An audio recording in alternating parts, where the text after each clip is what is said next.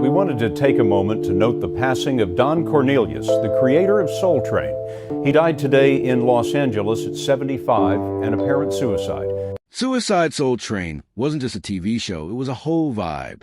Bright lights, smooth moves, and legendary music filled every episode. It brought black culture, soul, and style into America's living rooms every weekend. But behind the smiles and dance lines, not everything was perfect. In fact, there was one moment so wild, so unexpected, that producers didn't want you to see it at all. This wasn't just a blooper. It shook the show to its core. Some say it even played a part in its downfall. So what really happened on that stage that day? Why was the show canceled? And why did it never air again?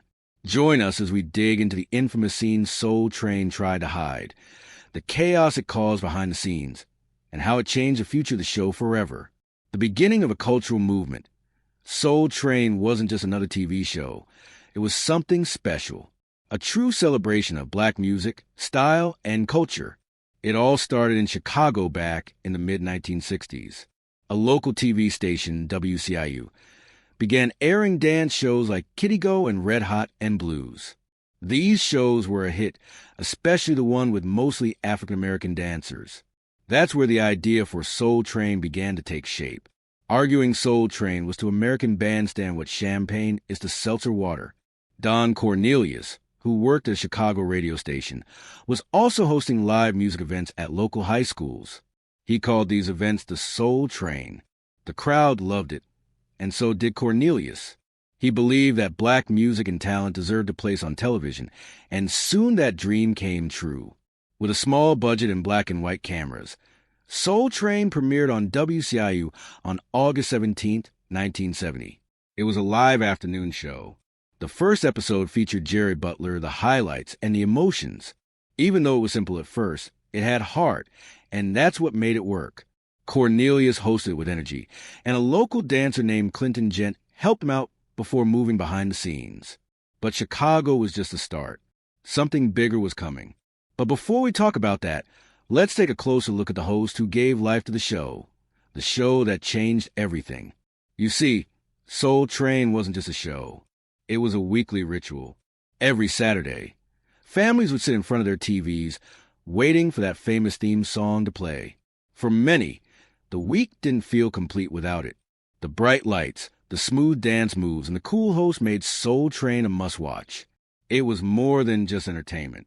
It gave black music, black fashion, and black culture a national stage. People saw themselves on screen, not as background characters, but front and center. The show launched careers too. Stars like Jody Watley and Rosie Perez got their start there, and over time Soul Train became the longest-running TV show of its kind. Behind the scenes was Don Cornelius. He wasn't just the host. He was also the mind behind the whole thing. Calm, smooth, and serious, Cornelius brought a cool that everyone remembered. When he died in 2012, fans around the country dressed up in 70s clothes and danced in tribute. That moment showed just how much Soul Train meant to people. But how did Cornelius come up with the idea? And what made it grow into something so powerful? The birth of a legend, Don Cornelius was from Chicago. He had a strong voice and even stronger style. Before Soul Train, he worked as a radio DJ and news reporter. He also hosted dance parties at high schools around the city. He called them the Soul Train. He would ride the train across Chicago to reach different neighborhoods, bringing music with him. That's where the name came from. Eventually, Cornelius got the chance to put his show on local television. It was small at first, black and white with simple sets, but the energy was real. The dancers brought life to every song, and viewers at home felt like they were part of something new. Nelson George, who wrote The Hippest Trip in America, remembered those early days well.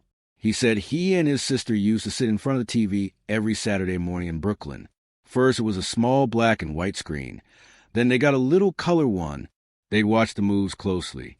Later that night, at school dances or block parties, everyone would try to copy what they saw. It was a very 360 cultural experience. George said, the show wasn't just about music. It taught people how to dress, how to dance, and even how to do their hair.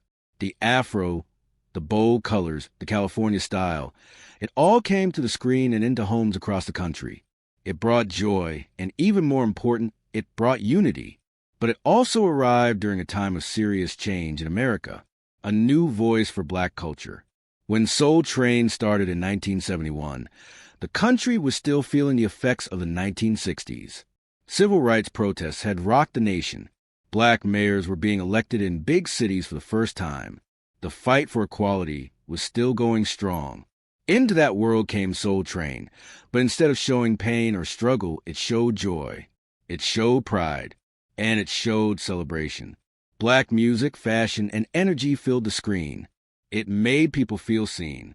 It brought fun into homes that didn't always get a break from bad news. It also changed business. Big companies saw the power of the show. Slowly, they started advertising during Soul Train. For the first time, many black viewers saw commercials that spoke directly to them. That had never really happened before. It showed that Soul Train wasn't just popular, it was powerful. Don Cornelius made all of this possible. His smooth voice and calm style made him unforgettable. I'm Don Cornelius, and as always in parting, we wish you love, peace, and soul.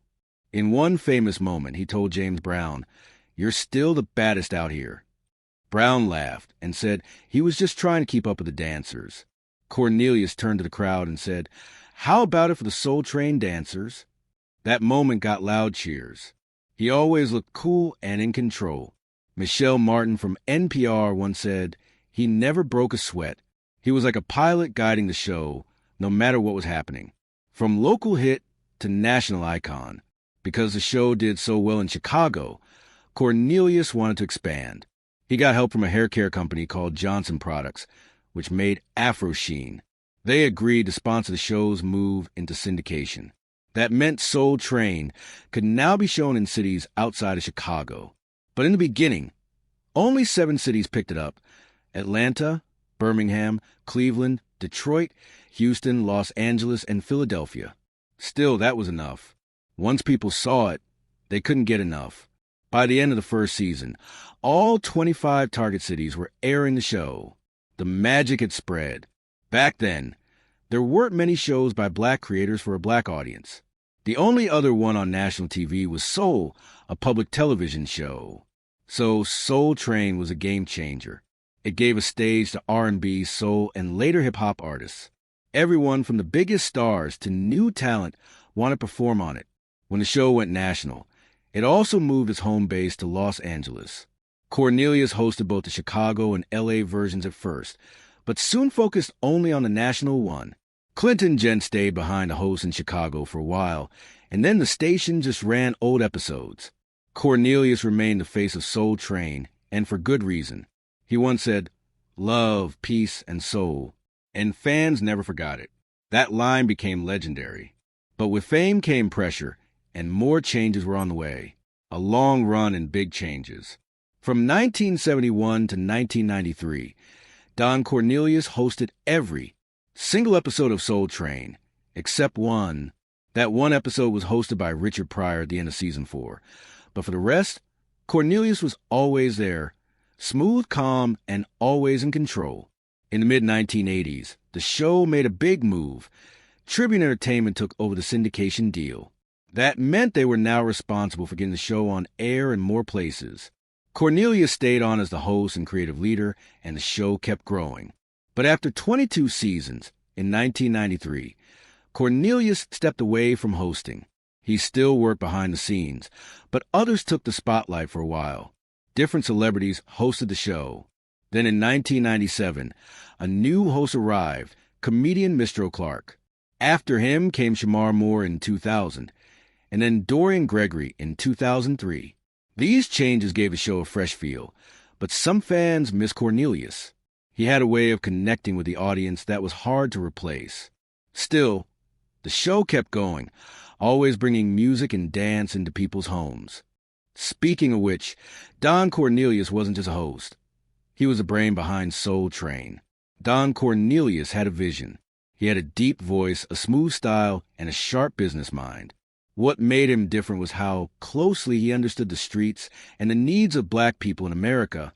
As one writer, Hanif Abdurraqib, said, Don had an eye towards the streets, and so therefore he had a distinct understanding of the needs of black folks. Everything about him was cool.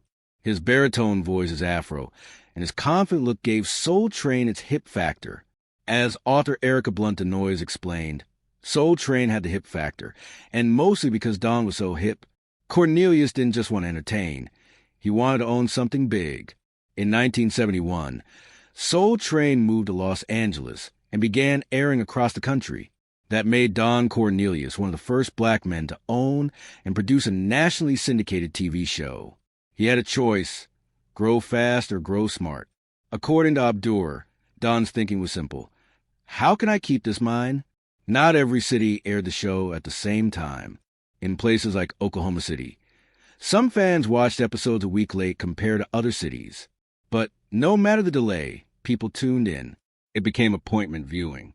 One fan, Peter Murray, recalled watching with his whole family in Vermont, in a mostly white town. Soul Train gave him a sense of connection. He said, to be able to see others that looked like us was truly a beautiful experience.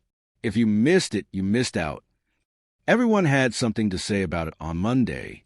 One of the most loved parts of Soul Train was its dancers. The dancers stole the show. They were young, stylish, and full of life. These weren't trained professionals. They were regular kids picked from the crowd. They brought their own moves, their own clothes, and their own spirit to the dance floor. Erica Blunt DeNoise put it best. There was nothing like Soul Train on TV where just regular kids were the stars. These kids were from the neighborhood, kids who hung out at rec centers and danced with friends. Suddenly, they were on national TV, showing their moves to millions. Soon, people were lining up around the block just for a chance to be on the show. Dancer Cheryl Song said it was her way of expressing herself. It was so freeing to be able to dance and feel the music, she shared. And she wasn't the only one who felt that way. Randy Thomas, another dancer, said the show gave people a foot in the door of the entertainment world. Don gave professional artists a mainstream platform and unprofessional dancers a place to be themselves, he explained. Even the fans noticed. Cheryl's song became a favorite. Her long hair almost touched the floor, and her dancing stood out every week. Viewers tried to copy her moves at home. The dancers became stars in their own right. Monique Mo Chambers, also a dancer, said the team became like family. We would clown and just have a good time, she said. On screen, it looked like a big stage, but it was smaller than people thought. Full Force member B. Fine, a.k.a. Bow-Legged Lou, visited and said, the set is not as big as I thought. It was, but everybody's rocking and rolling. These dancers brought energy, passion, and creativity. They made Soul Train more than just a music show. It was a full experience. And with that came unforgettable performances, music that touched the soul. The stage of Soul Train became home to some of the greatest names in music. From Aretha Franklin and James Brown to Outkast and Mariah Carey, everyone wanted to be on the show. It was a space where artists felt at home, especially black performers who didn't always have a platform on national television. The connection between dancers and musicians was real. Author Christopher Lehman said, the dancers and performers had a symbiotic relationship. That means both sides needed each other. The singers brought the music, the dancers brought the energy, and together they created magic. A perfect example is the Jackson 5. In 1973, they performed the robot dance on Soul Train. But did you know that they learned it from the Soul Train dancers? That's how tight the bond was between the performers and the crowd. There were also unforgettable moments with artists like Marvin Gaye. In one episode, he sat down on stage and talked with fans in the audience, just like a neighbor. Abdurraqib said that Don Cornelius made those moments possible by creating a space where even the biggest stars felt like regular people. And then there was Al Green. His voice had so much power that viewers couldn't look away. It's like you're in a church, Blunt DeNoise said. She added, every time I watch it, I have to stop. You're taken in by him. These performances were more than just songs. They were moments that stayed with fans for life. But when Don Cornelius stepped down, the show changed. Over time, the styles changed. The music shifted from classic soul and R&B to newer genres like hip-hop, but the show stayed true to its roots, celebrating black talent and culture. And then it all came to an end, the beginning of the end. By the time Soul Train reached its 35th season in 2006, things had changed. The once powerful show that brought soul, R&B, and hip-hop to millions of viewers was starting to fade. The show stopped making new episodes after the 2005 to 2006 season. Instead, the producers played old clips from the 1970s and 1980s under a new title, The Best of Soul Train. It was the first sign that something wasn't right. One big problem was the ratings. Fewer people were watching the show. In fact, the Nielsen ratings dropped below 1.0. That's very low for a show that once had millions of viewers. Most of the stations airing Soul Train by then were either Fox affiliates or small independent stations. Many of them moved the show from Saturday afternoons to late nighttime slots. This made it even harder for fans to keep up. Then came another blow. Tribune Entertainment, which had helped distribute the show, announced it was shutting down in 2007. This meant Soul Train had no one to help get on air. Don Cornelius, the show's creator, tried to save it. He made a deal with Trifecta Entertainment and Media. But even with that deal, things didn't get better. The magic of Soul Train was slipping away. But still, the trouble wasn't just about ratings or TV time. Behind the scenes, a storm was brewing, and it involved the dancers who helped make the show what it was. You see, behind the scenes, there were some hard moments, and not all the stories were happy. Behind the music and the moves, not everyone had an easy time on Soul Train.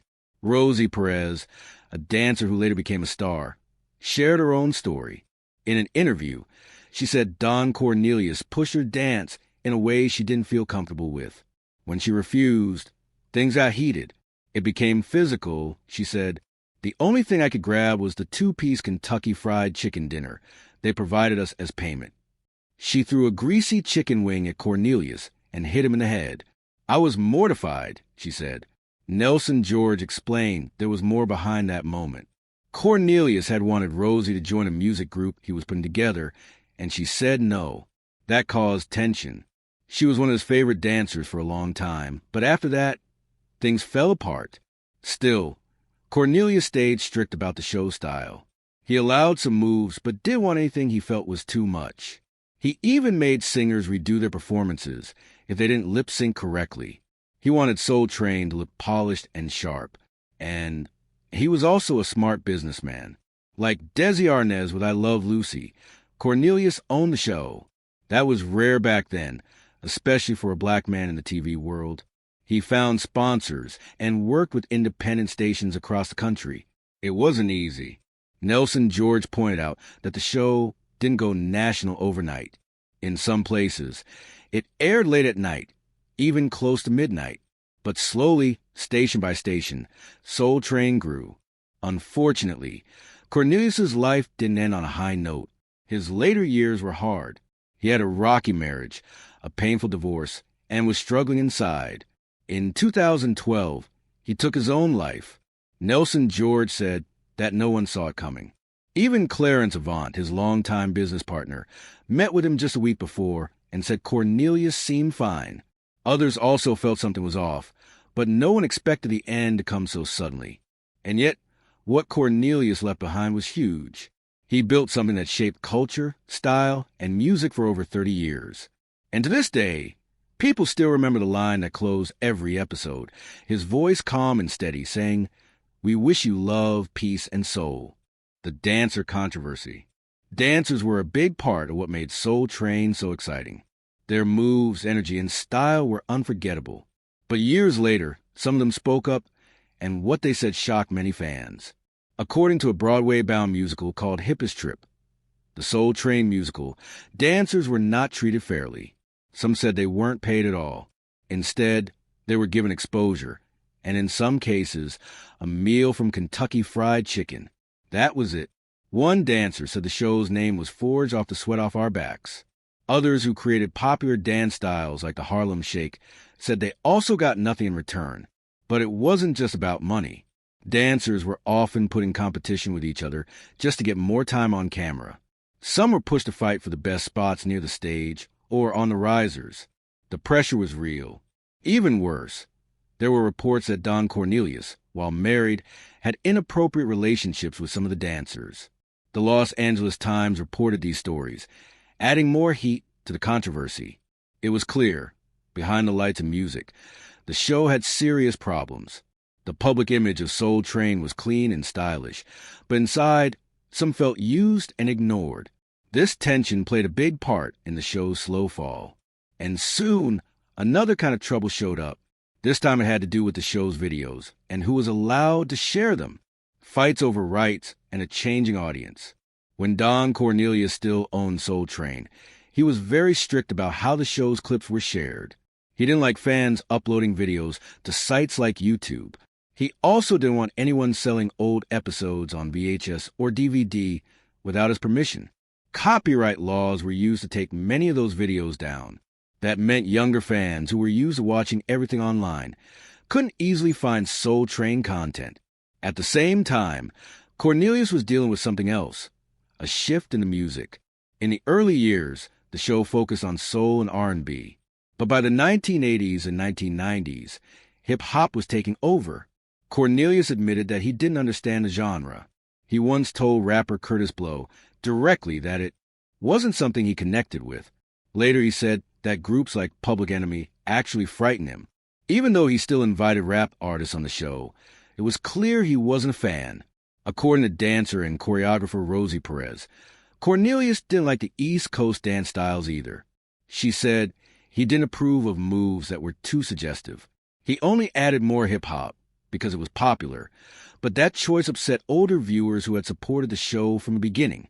It was a tough balance, and in the end, Cornelius fell out of place. In the early 1990s, he finally stepped down as host. Don Cornelius steps away. In 1993, after more than 20 years, Don Cornelius stopped hosting Soul Train. He stayed on as executive producer, but things were different. Hip-hop had become the main sound in black music, and Cornelius wasn't a big fan of the genre. Abdurraqib explained that once Don left, the show struggled to find a new identity. None of those people are Don Cornelius, he said about the later hosts. Names like Mistro Clark and Shamar Moore came and went, but no one stayed long enough to make the show feel the same. Without Cornelius, it lost its heart. In 2006, Soul Train ended after 35 seasons, but the love for it never faded. The show gave people a place to feel seen, heard, and proud. It showcased black joy in our everyday lives, said Blunt the Noise. It wasn't just about celebrities. It was about real people dancing after a long week of work. It gave a national stage to local talent that had never been seen before, and it didn't stop at music. The show also welcomed actors, writers, and comedians. Christopher Lehman said that Soul Train proved something important. TV could be diverse. It was not impossible, and it had already done it. For Hanif Abdurraqib, the real joy of the show was simple. It wasn't asking much of me other than, "Isn't this beautiful?" he said. And he was right. After more than 2 decades, Cornelius realized that the show and its audience had changed. The spark was fading, and by 2006, the show was off the air. But the brand wasn't dead yet. New hands, new hopes. In 2008, Don Cornelius sold the rights to Soul Train to a company called Madvision Entertainment. The team at Madvision came from the world of media and publishing. They didn't share the details of the deal, but it was clear they had new ideas. One of the first things they did was open up the Soul Train archives. In April 2009, they launched an official Soul Train channel on YouTube. This was a huge change. Now fans could watch classic clips online. A few months later, Madvision signed a deal with Time Life to release DVDs of the show. This made it easier for new fans to discover the magic of Soul Train. In the same year, Madvision partnered with BET. Together, they brought back the Soul Train Music Awards, airing them on BET's spin-off channel, Centric. They also began showing old episodes on Centric and Bounce TV. Then came another big shift. In 2011, Madvision sold Soul Train to a group led by basketball star Magic Johnson, and the firm Intermedia Partners. This group had big dreams. They talked about making a movie based on the show, creating a live stage version, and even launching Cruise. As part of the deal, Magic Johnson's channel Aspire TV also began airing reruns. Soul Train was finding new life in new places. Cornelius stayed involved in some ways. He appeared in documentaries and special events celebrating the show. But sadly, in 2012, Don Cornelius died by suicide. His death shocked many people. He had created something powerful, something that touched millions. But his final years were full of struggles. Even so, the show he started lived on. In 2013, BET launched the Soul Train Cruise, and in 2016, all the rights to Soul Train, the episodes, the award show, and the cruise, were taken over by Paramount Global. Many people called Soul Train the Black American Bandstand. While Cornelius once saw Bandstand as a model, he grew tired of the comparison. He wanted Soul Train to stand on its own, and it did. In 1973, Dick Clark tried to create a copycat show called Soul Unlimited. Cornelius, with help from Jesse Jackson, accused Clark of trying to kill the only black-owned show on TV. The backlash worked, and ABC canceled Soul Unlimited after just a few episodes. Cornelius's vision had survived that battle, but in the end, it was time, controversy, and change that brought the original Soul Train to a stop. Even after the show ended, the Soul Train brand lived on. As of 2016, BET Networks, part Paramount Global, owns the rights to the show and its brand. That includes the Soul Train Cruises and the annual Soul Train Music Awards. The spirit of the show still continues, even if the weekly episodes are long gone. Do you think a show like Soul Train could ever happen again today? Why or why not? Share your thoughts in the comments below. And don't forget to hit like, subscribe, and stay tuned for more incredible stories from Hollywood's fascinating history.